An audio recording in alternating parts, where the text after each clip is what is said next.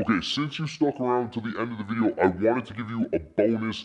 In this video, I'm gonna show you how to make incredible coffee on any espresso machine with any bean. And that's because I'm gonna show you the 5 principles of espresso extraction. Once you understand these principles, you will be able to get the most out of your home espresso machine, your commercial machine, or anywhere you're extracting espresso. So these are the 5 that we're gonna go over today, guys. Stick around till the end because all of them matter and all of them play a part in making delicious coffee. So I'll try to be as concise and quick as possible, but I'm telling you, you're gonna wanna stick around till the end of this video.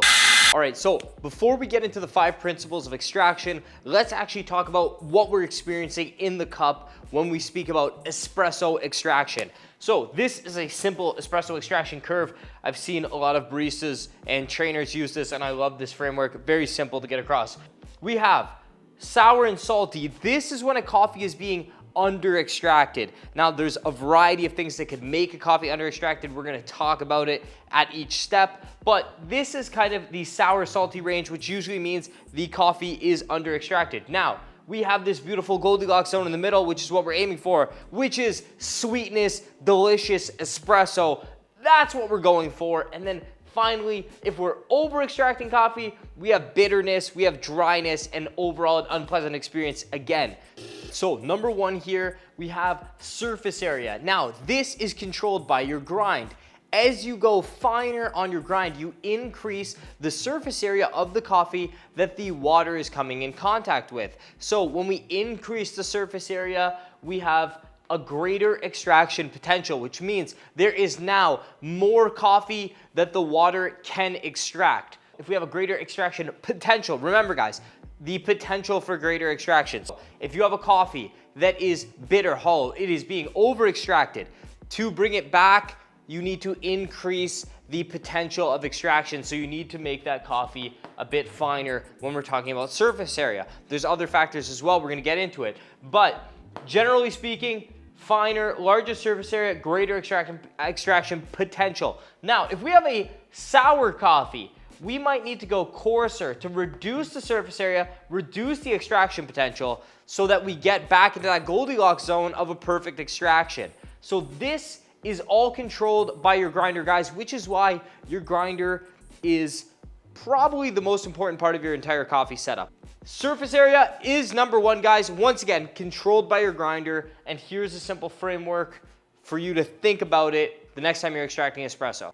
All right, so now we have number 2, which is ratio. Now this is how much ground coffee is going into your portafilter basket, how much liquid coffee is coming out. Now a standard ratio for most espresso is 1:2, meaning if you have an 18-gram basket, you put 18 grams of dry coffee into your basket and you're looking for 36 grams out. For here, I just went for an example of 20 dry, 40 out.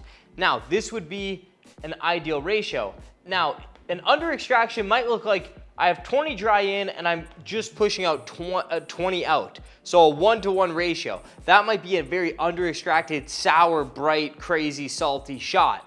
And then over extraction, I might have 20 dry in and I might be getting 70 out. So the coffee is just coming and coming and coming. I'm getting 70 grams out and it's very bitter and dry. Now, theoretically speaking, if you were tasting your coffee and you're like, hey, this coffee is a little sour, what could we do? Well, we could increase how many grams we're getting out of that dose. So if you're experiencing a sour coffee, you could extend extraction to try and balance it out. Now, the other thing you could do is if you were experiencing an over extraction taste, if you were tasting your coffee, oh, it's bitter, it's kind of drying on the mouth, you could stop your pump earlier and see if you get a better result next time. Ratio is very important, guys. Once again, this is why you definitely need to scale. You don't need a super fancy scale. Any scale will do, but you definitely need a scale if you're gonna get into home espresso, especially to make repeatable results. All right, guys, so now we have number 3, which is contact time. Contact time means how long is that water interacting with that coffee and extracting. If you wanna think about it this way, heat and contact time will work together, as well as surface area and ratio. So all of these things are coming together. I just told you with the next one, it's gonna be temperature. But anyways, guys, contact time, very important. Ideally speaking, most people suggest 28 to 32 seconds for espresso. I guess depending on the school of thought, some people say 25 to 30, but in this general range, I feel like is what's accepted in the coffee industry. Now, if your coffee is going for too long, if you're like, hey, for me to get my ratio out, so we already said a 1-to-2 ratio, so we have 20 grams in, we're looking for 40 out. It's taking 70 seconds on my espresso machine. What should I do, Chris? Well, you need to coarsen your grind to speed that up and get it into that Goldilocks zone. Because if it's taking you 70 seconds to perform an extraction of 40 grams, there's a lot of channeling and opportunities for crazy shit to happen in your espresso puck. I will touch on channeling in another video. It's a whole separate topic we can get into. And then if it's coming out too fast, if your coffee is just flying out, you press the button in 10 seconds, you have your dose, your wet dose out, your 40 grams out. You need to make your grind a lot finer and slow that down. Contact time plays a big role, guys. And once again, I'm actually gonna link contact time and temperature for you right now.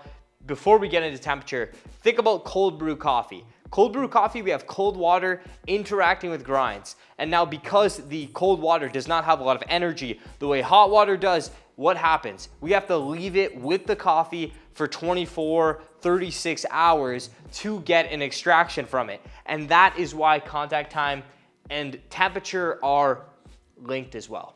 All right, guys, I already alluded to it. Number 4 is it's temperature. Now, generally speaking, in the specialty coffee industry, 92 to 96 degrees Celsius seems to be a widely accepted range for espresso extraction.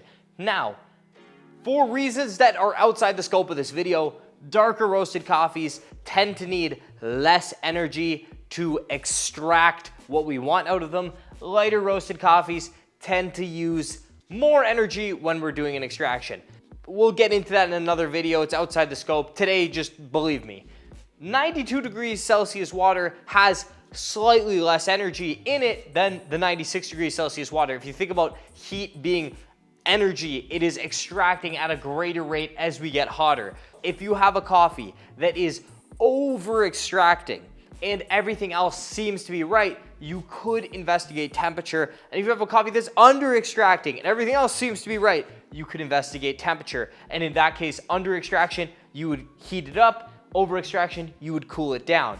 Now, most home espresso machines aren't gonna give you the ability to change your temperature, so please don't stress too much about this. The likelihood of you actually having to play with temperature, pretty low, but I just wanted to throw this in here because some home espresso machines do have temperature controls and you can play with it to dial in your extraction to be super, super precise. But if yours doesn't have it, do not worry, it's probably in this range and totally fine. All right, guys, so last but not least, we have pressure.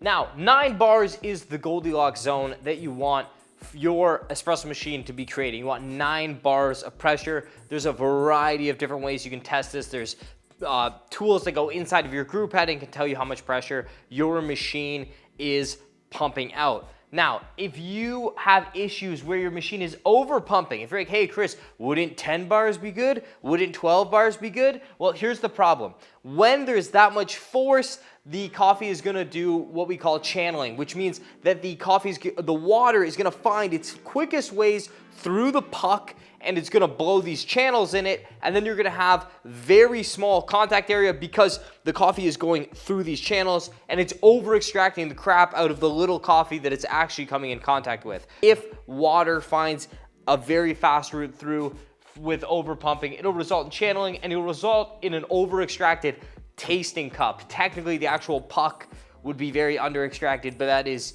once again, beyond the scope of this video. Under pumping. So under pumping, you have not espresso and you will have an under extracted shot. So under pumping is like if you had, I don't know, 3 bars of pressure, it would just sit there and drip, drip, drip, and then you'd have to make your grind so coarse to get anything to come out. You probably wouldn't have crema. It would look very bizarre. So under pumping, it's not espresso. Like technically a pour over has low pressure, you know? It's like you could make something with the same ratio and have no pressure and it would be not espresso. So, okay, since you stuck around to the end of the video, I wanted to give you a bonus, some quick heuristics you can use, especially if you're early on your coffee journey. This is just gonna help make sense of things, have some quick, short of hand ways to go about dialing in coffees. If you're dealing with lighter roasts, you're gonna wanna grind finer. Your ratio is gonna be closer to 1 to 2, and you're gonna be closer to a hotter water temperature. And if you're dealing with darker roasted coffees, you can grind a bit more coarsely. Ratios you could change. You could go as much as 1 to 1.75, and I would say you want cooler water. This is a general rule of thumb to help you dial in coffees. Obviously, this is not perfect or exact, but this is a general rule of thumb, a good starting point for you on your coffee journey. As always, guys, thank you so much for watching. And if you like this video, check out one of our gear reviews right here. And I'll see you in the next video.